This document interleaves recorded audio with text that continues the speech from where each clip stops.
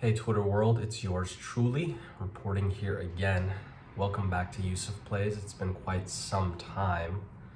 I want to say the last video that I uploaded just solo, no special guests, was about 6 to 7 months ago.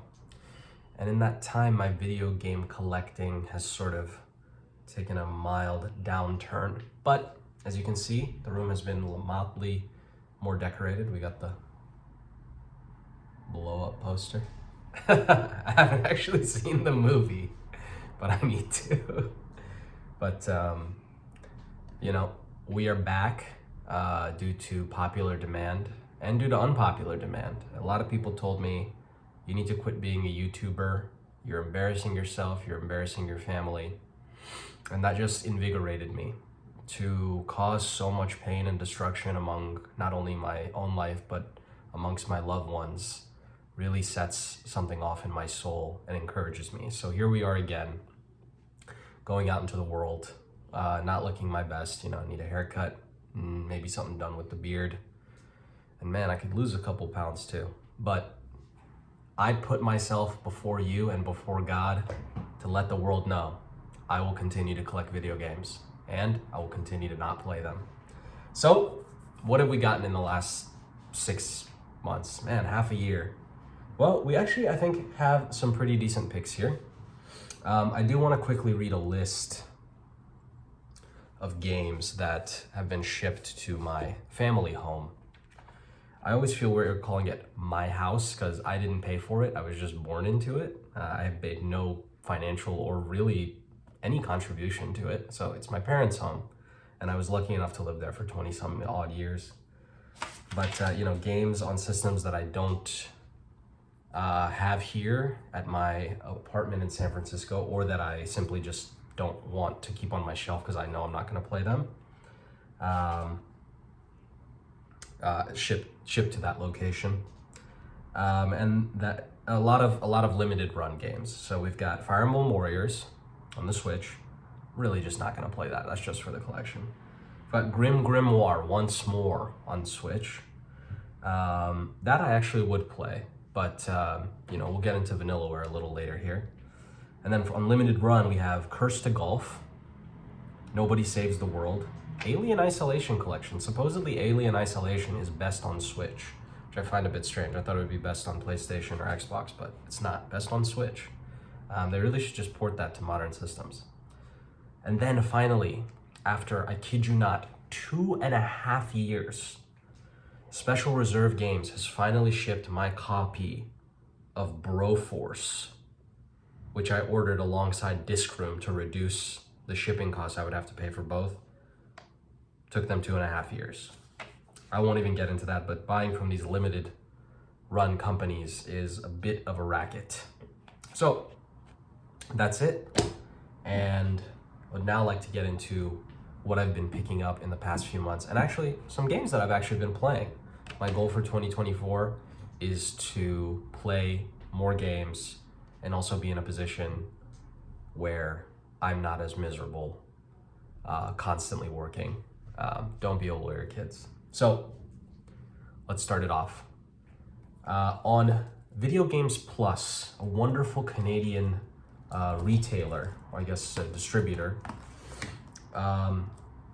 they recently did a sale saying we have a bunch of extra prints of limited run games, which I love. And I've missed out on a lot because I try to keep up, but there's just so many and most of them suck. But some of them are really good and I missed out on those. And they said, we have some limited run games. Your purchasing power is higher because it's Canadian dollars. So they really didn't end up being that expensive, and got very lucky and got some games I've been wanting. And that includes Infernax. Oh man, it's really bright in here. This is sort of like a Metroidvania, a supposedly pretty good 2D Metroidvania with just a sort of blasphemous adjacent aesthetic. Basically, you're just in hell. So it leans, I think, a little more Castlevania than Metroid, but we definitely would play this. Got a Shantae game. Shantae and the Seven Sirens. I've never played one of these. But one of them, it's not this one. I think it's Shantae and the Pirate's Curse, or another one, is worth like $250. I think it's like the single most expensive, excuse me, expensive and rare Switch game. That's silly. Don't pay $250 for like a kind of okay, just good enough like side-scrolling platformer. Like, come on, pay $250 for like, that's like a console, bro. Don't pay it. We got Dodonpachi Resurrection. It's written really small there, but it's in Japanese here. But supposedly all-time great shmup, up there with like Ikaruga and a couple others, as just like a great game.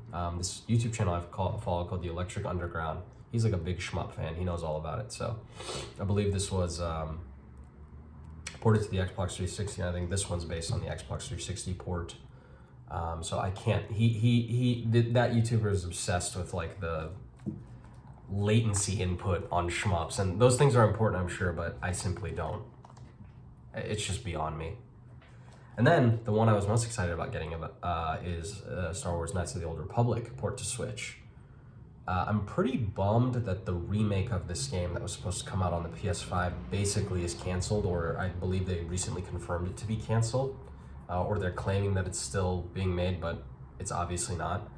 I think it's rare that we get sort of these classic BioWare RPGs, but more so just games that are really just RPGs, and proud of that. Everything now is like an action game that has RPG elements, which is awful, or an RPG game that refuses to be an RPG. Like Final Fantasy 16, even though that game is great, Bill just beat that game and he loved it. He says it's the best game he ever played. He hasn't really played that many games, but he said it's the best one, and I believe him. So, I would like to see a remake of that with a little bit of the, modernized standards, and just really let you role play as like a Jedi or as a rebel scoundrel or whatever. So, those are some cool games got from limited run from the VGP sale. They do great sales. It's like they recently did one with a bunch of Persona 3DS games that are out of print. And they're constantly reprinting out-of-print Switch games like Xenoblade Chronicles 2 with updated carts and stuff like that. And then got Garden Story shipped to me from Limited Run. Really fell in love with this game when I saw it on Steam, on the Steam like fest. Haven't opened it, would like to play it. I think my girlfriend would really like this game. It looks adorable, and I had a really fun time playing the demo. Cult of the Lamb. I don't know, like, it's like a Devolver Digital game, but apparently, like, okay, the social media of the team of this game annoys me, because they're just like, I mean, I know you gotta market your game, but like, this game became very popular amongst non-gamers, which is strange for an indie game to blow up in the way that this one did. And then they added, like, you can have sex with the lamb, something like that. I don't know. I saw a really good criticism video of this game from one of the hosts of the Bad End podcast, which is my single favorite video game podcast. And it was describing how like a lot of this game is just waiting. Like a lot of games now, particularly indie games integrating this sort of design, are just about doing like Stardew Valley type stuff, or like crafting stuff. Like, okay, so you want to make a bench. Well, you're gonna have to chop down some trees, and to chop down a tree, you sort of just have to wait around while your character chops the tree and gets that like resource collection. Bored out of my fucking mind. That's not like I get monetized anyway, so I can say whatever I want. Bug Snacks. This game rocks. I played this on PS5, not all of it, but got it. I believe when the PS5 came out, there was a demo, and I played it, and I really, really enjoyed it. This is, I believe, by the creators of Octodad.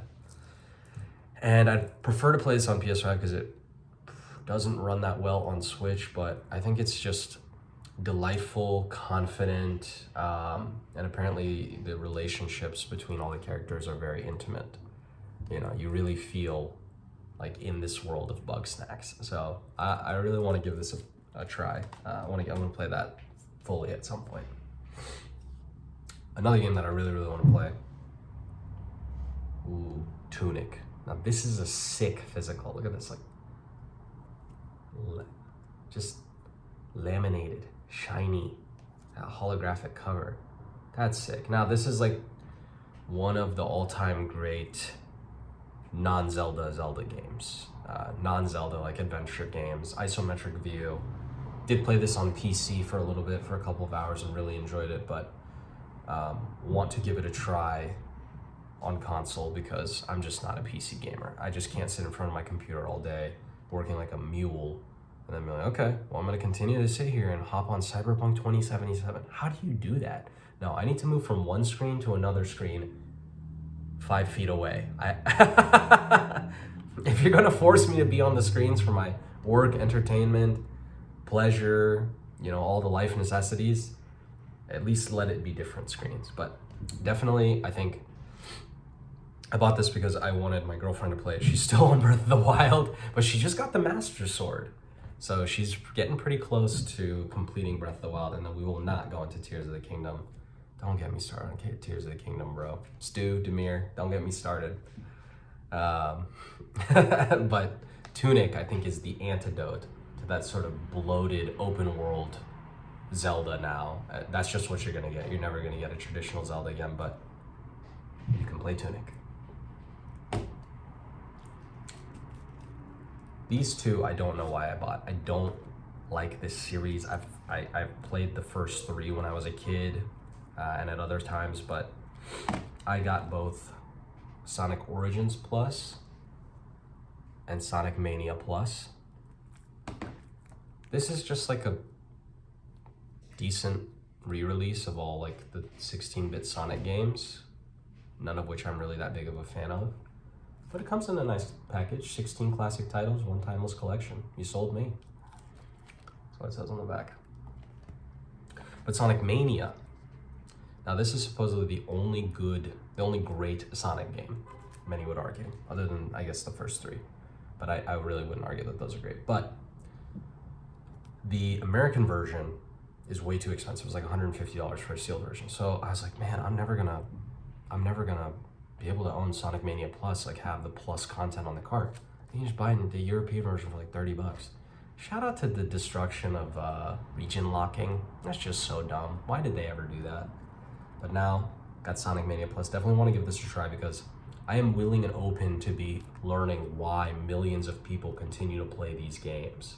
Because I'm not convinced. And continue to make pornography about these games. What exactly, who looked at this and was like, yeah, I want that. Who did that? But there's thousands of people like that who this is the height of sexuality in their minds.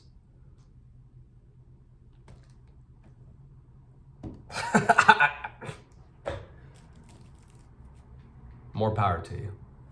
Let's keep it moving. A new Samba de Amigo game came out. It was like $15, so I picked it up. I don't have the Dreamcast version. This is probably not good.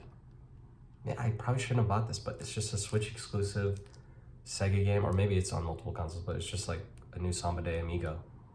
You know, could be fun at a party. That's how bad things have gotten on a personal level. I'm just like, I just picked up the Samba Day. That's the thing, I don't spend money on anything else. I don't buy a daily coffee. I don't buy clothes. All my clothes are purchased for me by my girlfriend or my mother. And I'm fashionable. I do buy clothes on occasion. So I'm like, I'm gonna buy Samba de Amigo. That's the level of just depravity we're at. So, save your money, kids. Atari 50th Anniversary Collection. We're past this, right? Like we can admit that we're not gonna play Atari games, right? Like it's just too simple. It's maybe a nice curio to see like the origin of sort of video games that are at their infancy, you know, this nascent art form, but like who goes back and is like, man, I just gotta play Pong, bro. That's what the fuck I'm gonna do right now. I'm just gonna play Pong. Like, even if you wanna play Pong, they updated Pong to be more like, you don't have to play the original Tetris. They have way more interesting, visually impressive, like, versions of Tetris, but it's still Tetris. It's still Pong. You can play Pong on a browser. You don't need this. You don't need these. Let me be sick and you be free. This actually I've been wanting for a really long time. Dead Cells. Now the Castlevania Return to Castlevania edition. I have been holding off on buying Dead Cells for years. There's Dead Cells Action Game of the Year edition on Switch, which I was like, okay, I'm gonna buy this eventually. It's been at the top of my list of Switch games to buy that aren't like the big hitter Nintendo games. But for some reason, I just never pulled the trigger because they release so many content updates for Dead Cells. I don't know, is it like one guy or maybe like a couple people? It's obviously an indie team, but this is one of the best-selling games ever.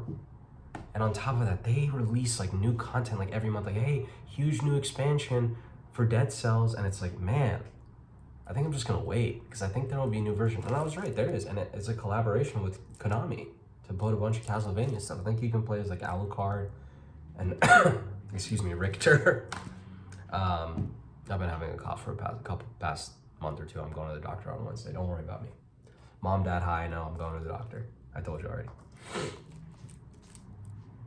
Katamari.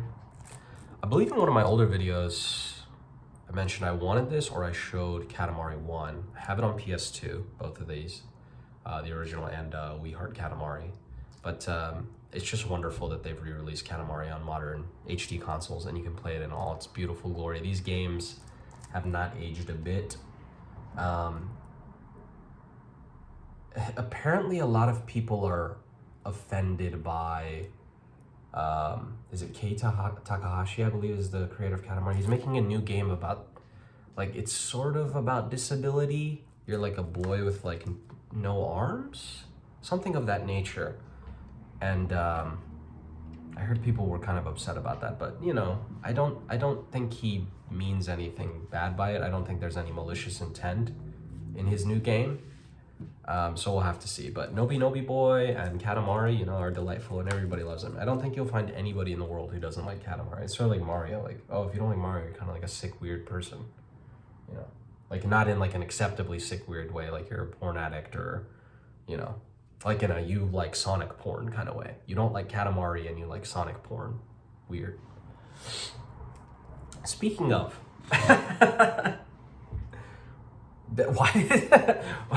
who released the metrics about the top popular video game like pornography on Pornhub? That's weird. Like, bro, there's real women. You don't need to watch, I believe it was Chun-Li and maybe so like Tracer from Overwatch and like the default avatar from Fortnite who's a woman. The probably like the woman from Minecraft. Come on, bro. Like, come on. You know, like, come on. But who's gathering that data? I mean, if it's the pornography websites, that would make sense. But and maybe don't release that information. Maybe save face for the millions of Americans who live in that secret world. Anyways, back to the video games. Mega Man Battle Network Legacy Collection. This is sick. I love that Capcom has released all the Mega Man collections. I have the first few on PS4 because the Switch versions did not have part 2 of the collections physically. They only existed digitally. But thankfully, all of this is on cart. And I have a lot of good memories with these games. I've never personally owned or beaten one, but I had a really good friend, Matthew Fear. Our audience knows him.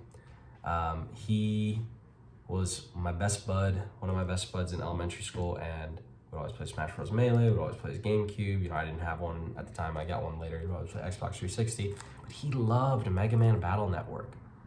And so I'd watch him play, and they looked really good. And, you know, I think there's probably way too many of these games, particularly because not even all of them are in this collection. There's a lot of DS games, but and they're like, they split them off like Pokemon, like having 2 versions, which is just, I think, offensive to consumers. I think it's offensive when Pokemon does it. But, you know, this is something I'd actually tuck into You know, each game is probably like what, 8 to 10 hours, 15 if you really want to see everything and get all the cards. But I enjoy card battlers. Like, is this the progenitor of something like Slay the Spire? You know, I find that really interesting, and I like this. I like that Mega Man has been a lot of different things. You know, it's a platformer action game, and then they tried to do 3D, and like Mega Man X is sort of different, and then now he became a card battling guy, and then I tried a couple different things with him. I'm actually not really giving good examples, but you know, Mega Man has been used a lot of different ways, and I think this is a really interesting one. And I think this is actually my favorite Mega Man design. I love Battle Network Mega Man. I think he's sick. And there's an anime of it, if I'm not mistaken. Just cute stuff, man. Live Alive, or is it Live Alive? Fantastic 16-bit SNES RPG I've played a little bit of on emulator back in the day. I remember my good buddy Thomas, we had our radio show together, and he would play Live Alive music, put it on our playlist. This is the forgotten 16-bit RPG, along with that formed sort of that beautiful era of incredible turn-based RPGs, like that were evolving from the strictly like just turn-based, your turn, my turn, active time battle systems, and like bigger worlds and more interesting stuff. I mean, everybody knows Chrono Trigger, Final Fantasy VI, and now they know Earthbound. So, but this is the lost one, and then Square did this wonderful HD 2D remake. I think that's great. I do enjoy this visual style, and I think they look really good. That being said, I would like, when they re-release these games, is it that hard to just add the original game as a ROM? You know, like people are asking for a Chrono Trigger HD 2D, or is it 2D HD remake? HD 2D remake. And that's all well and good. You know, I would just prefer the art style be kept intact. I love, and I think it has, you know, it's been proven that pixel art continues to be an important part of the medium of video games. When you remaster something, you don't need to change it visually. It's just like a film. You don't need to color a black and white film. The black and white is an important part of the expression of the image. It's an important part of the filmmaking. It's part of the medium. You can still, to this day, make black and white films, and they'll still be fantastic, top of the line films that communicate something, as long as you feel that the black and white format of your photography communicates something about your story. So the same is true of pixel art. Indie developers use pixel art because it's probably easier and cheaper than doing 3D game world design, but also because, you know, pixel art can communicate something about your art, you know, something about your characters, and something about the way that you've designed the game. So, play this. Now my favorite. Yeah, some of my favorite games ever, man.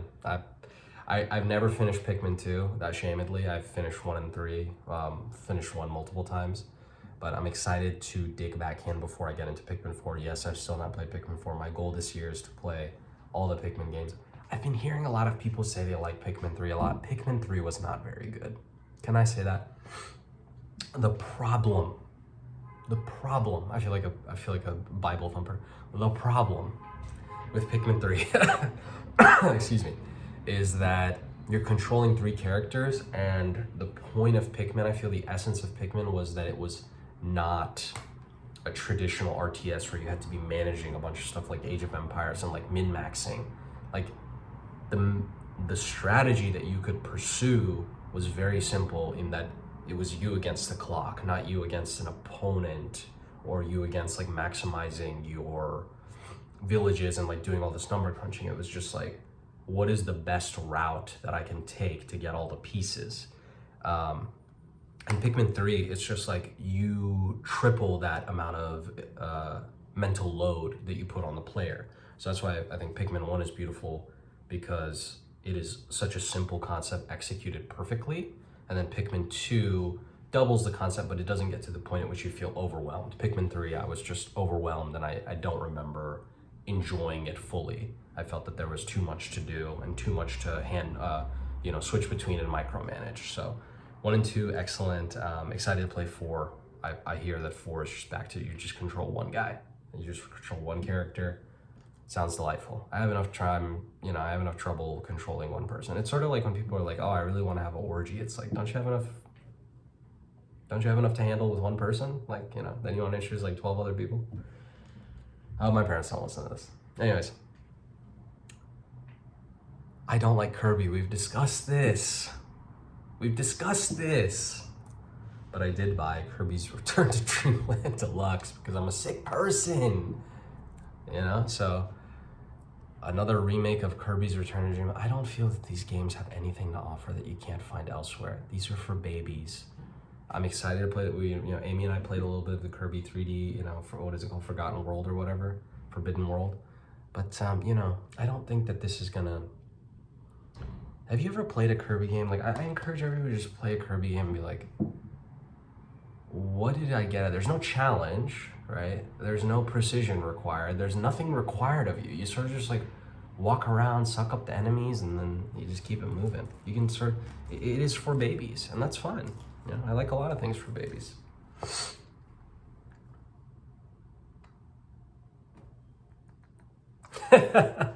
Mario Bros. Wonder, Super Mario Bros. Wonder, it's fantastic. They've improved everything. You already know this. I don't need to regurgitate. Oh, the animation is better. Oh, it feels much more kinetic. Oh, the level design is so interesting. But I think the reason that I've really been enjoying this is I've played through maybe like the first world and a half with our producer and our director, my girlfriend. And it has just been so much fun because her approach to video games, not being a gamer, not having this sort of like game design language and knowledge of the way mechanics work, she approaches this in a very fun way. I recommend everybody play this multiplayer on your first go through because it's just such a fun time to be doing it with someone else, and just like it's wacky and it's low stakes. Like if you die in Mario, you just come back in a little bubble and your friend comes and gets you. It's a fun time.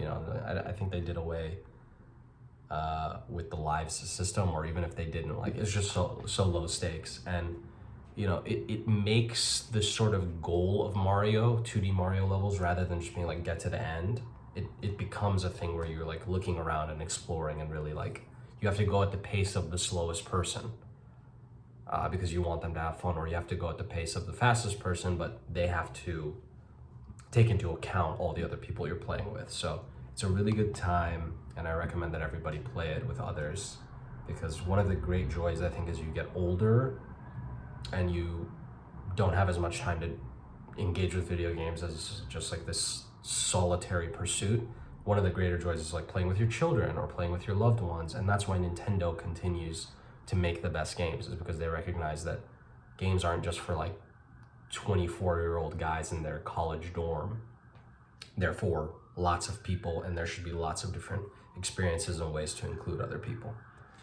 Of course, they won't do anything about accessibility, but as far as like who you can play with and how accessible it is to a wide range, they're still the best. So that's all the Switch games that I've gotten. I'm gonna take a swig of water while this super loud fire truck passes by.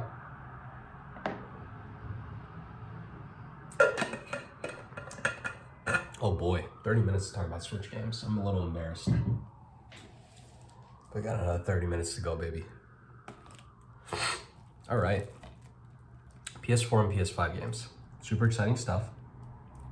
So I was just talking about Vanillaware earlier, and I was lucky that in another separate VGP sale, like the holiday VGP sale, VGP is the Canadian company I was talking about earlier with the limited run games. Anyways, so they did a couple games that have been on my list for the PS4. I'm actually pretty near having a complete PS4 collection of like all the games. Ooh, excuse me. All the games that I want. Here's two of them. So we've got Odin Spear, Left Razor, or just Google it. A Vanillaware game. The only one I've played is Muramasa, which I had a really good time with, though I felt that the sort of combat was shallow. But these games are beautiful, and just like the art is unmatched. Like these 2D sort of hand-painted, sort of like super deformed. I don't want to say anime. I think that's reductive of how beautiful their art is. But really cool adventure game that I'm excited to play. And then even more excited is Dragon's Crown Pro, which has a super beautiful, like the special edition here, Battle Hardened edition. Oh, whoa, James Harden. And this is like a throwback to the classic side-scrolling beat-em-ups and brawlers of the Capcom days. So I just think that's sick. Those games don't really exist anymore other than maybe Streets of Rage 4. So that'd be a sick, you know, pretty cool fun time with 3 other people. Though, you know, I'm showing that I have a very deficient and lacking knowledge in these sorts of vanillaware games. Though, again, the Bad End podcast, which I'm big fans of, highly recommended 13 Sentinels, Aegis Rim, which I have as a very cool, bite-sized narrative experience that pushes really the storytelling medium, storytelling in games. So definitely would love to check that out. Another pickup of a game that I thought was going to be very rare. Thankfully, it had dropped in price by the time I got it, but I should have bought it when it was much cheaper. But that would be Metal Wolf Chaos XD. Sorry, I was forgetting the name for a second there. But this is, I believe this is a FromSoft game. This is a From Software game before they made it big with Dark Souls, and it is a beautiful sort of parody of American exceptionalism. And you're just like, I think you play the president and you get into a mech and just wreak havoc trying to save the United States. That's hilarious, and I really want to play this. So glad I got a physical. This is a limited print game, but that's just super funny and cool. Definitely gonna play that. Red Dead Redemption, got a lot of sort of semi-holographic or holographic covers in this collection here. I opened this up and I played it for a little bit.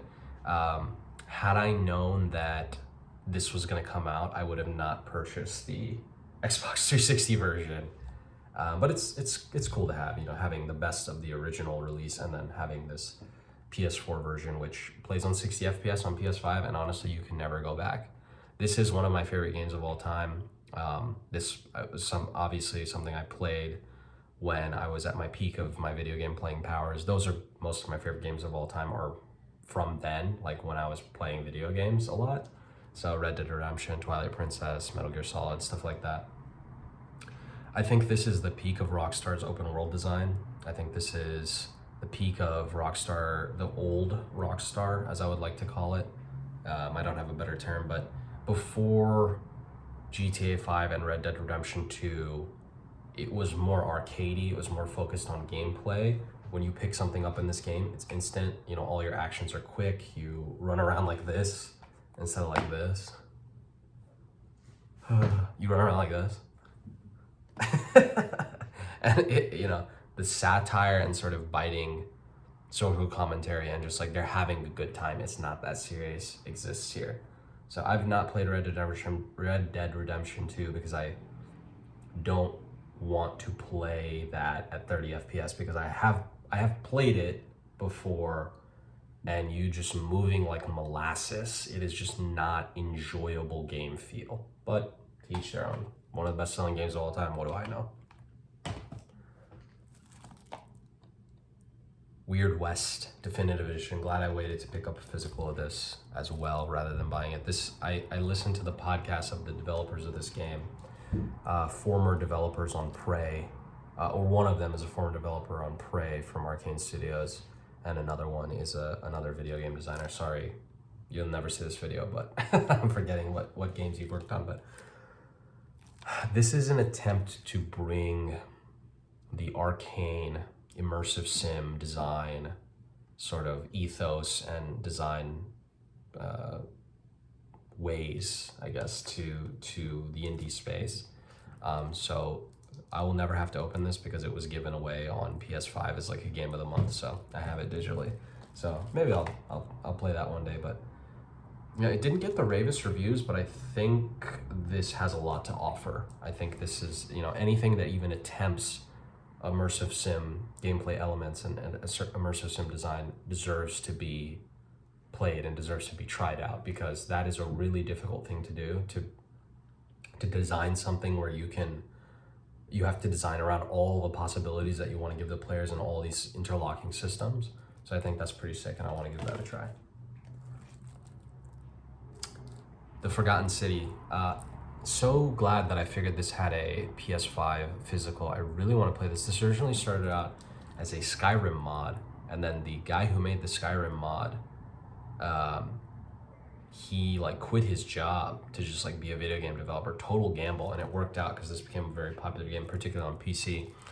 But you play as like a time traveler who goes back to ancient Rome, and you just investigate some sort of like conspiracy. I'm not doing a good job of describing it, but Super Bunny Hop has a great video on it, and I think this would be a really interesting time, particularly for somebody who's a non-gamer.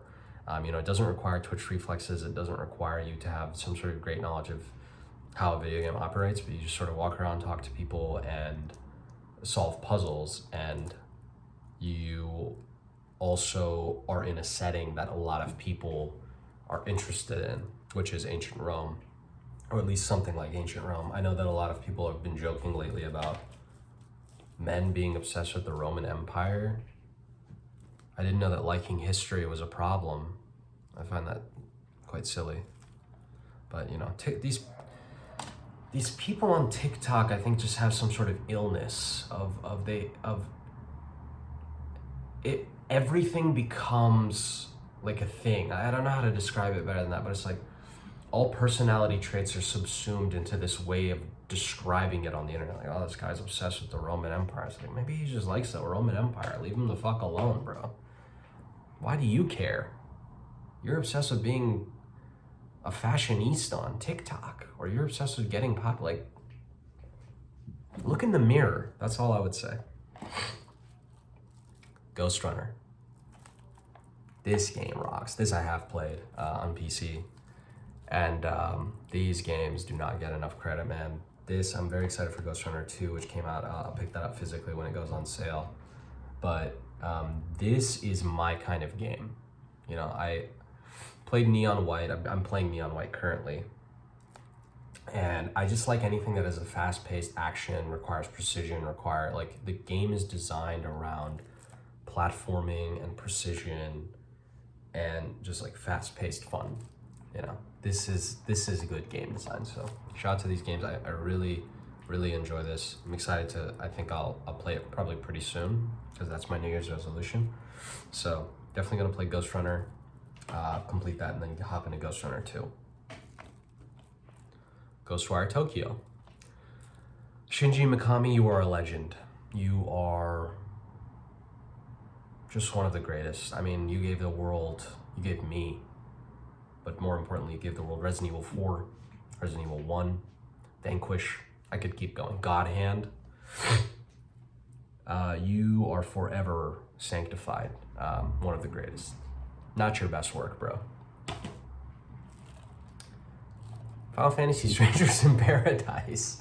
I can't get this damn label off. I played the demo of this and I really enjoyed it. I just love Final Fantasy, and I love Team Ninja games. This is probably, after playing the demo, one of the funniest games ever, with just how seriously it takes like itself, but sort of tongue-in-cheek. I love when a Japanese developer or like a Japanese writing team approaches sort of trying to tell a very serious, like high fantasy Western type story.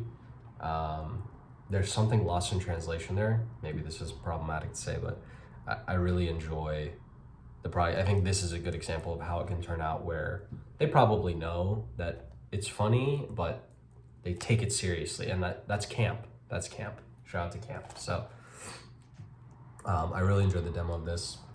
I'm probably not gonna play it anytime soon, but it's good to have. My favorite games of all time, completely butchered by the owners of these games. The Metal Gear Solid Master Collection Volume 1. Just a disrespect. Just a level of disrespect towards some of the greatest games of all time, having absolutely almost no care in preserving them as they should be preserved, in no care in bringing them to modern platforms. I mean, this is just an inexcusable piece of garbage, and I bought it anyway. It was on sale, so don't worry, I didn't give them all of my money, but these are some of the best games ever. I mean, even in their handicapped form, even in horrific visual presentation and removing some of their functionalities, such as the light pressing the triggers, such as the triggers on the original PlayStation 2 versions versus the current port, which I don't know why they did that. The PS5 literally has the haptic. Like, it just shows that you don't give a fuck. You just don't give a fuck. Like, give a fuck, man. Like, I would have given a fuck. Like, if you put me on the team, I would have been like, nah. Like, we need to do that. Give us another couple months, we'll do it. But they didn't give a fuck. But here it is, and hopefully Volume 2 is a lot better because it'll be porting more modern games that are from the HD era, such as Metal Gear Solid 5, Metal Gear Solid 4, but God knows how they'll fuck that one up. Yeah, I don't know. I'd like a 4K version of Metal Gear Solid 5. I have it on PS4, but the image quality leaves something to be desired. I also have it on PC where I played it, and you know that the Fox engine is the greatest game engine ever. I mean, that thing is so performant. It's running at 60 FPS 4K on my shitty computer from 2015. You know, the Fox engine is just the best. You know, it's so like never gives me any problems, and I hate PC gaming. I think it's beautiful. Armored Core 6, yeah, I'm really excited to play this. I love FromSoft. I've never played an Armored Core game. I don't even own any Armored Core games. I've always been familiar with them and known of them, but only ever played Dark Souls. But you know, everybody I respect has this on their Game of the Year list in the top 3, and some even have it. Like John Linneman from Digital Foundry had this number 1. Hell yeah, man. I can't wait to play this, but who knows when that'll be. I gotta play Elden Ring first.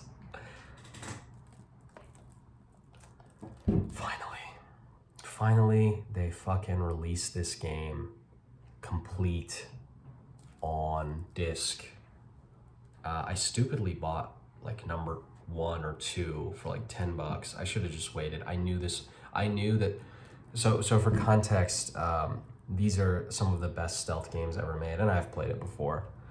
But for whatever reason, IO Interactive, the developers, released it in 3 parts: Hitman Part 1, 2, and 3, and then everybody's like, "Why are you doing this?" It was like a live service game, and it had like weekly assassinations and like all this other live service bullshit. I have no fucking clue why.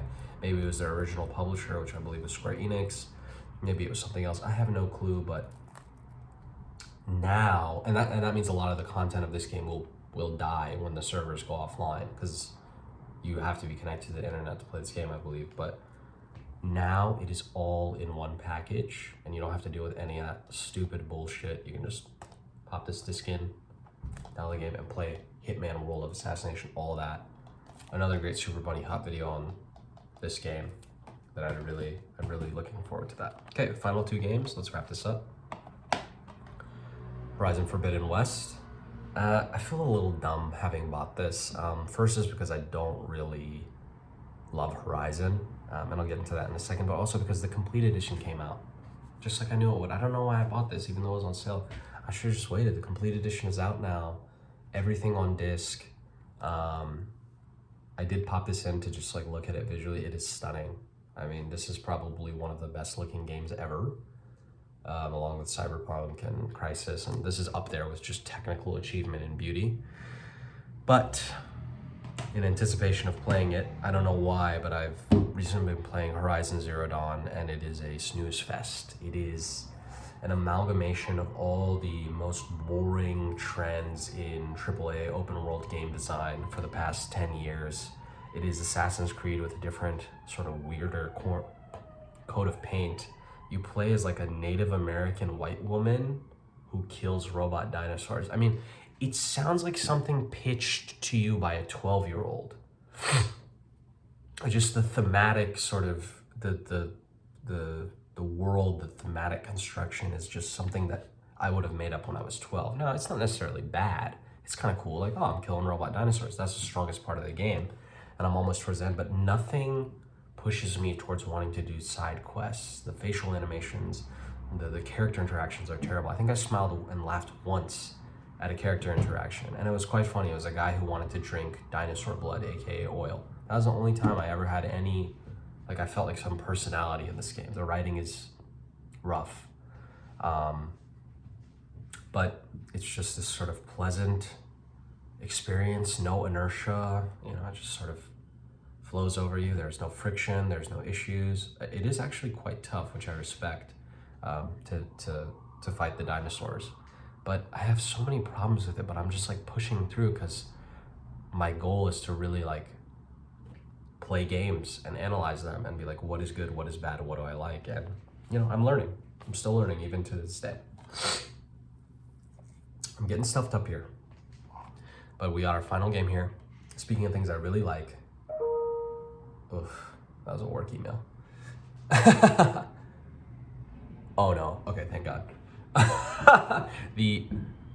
One of the only games I beat last year, Spider-Man 2. I love the original Spider-Man 2018.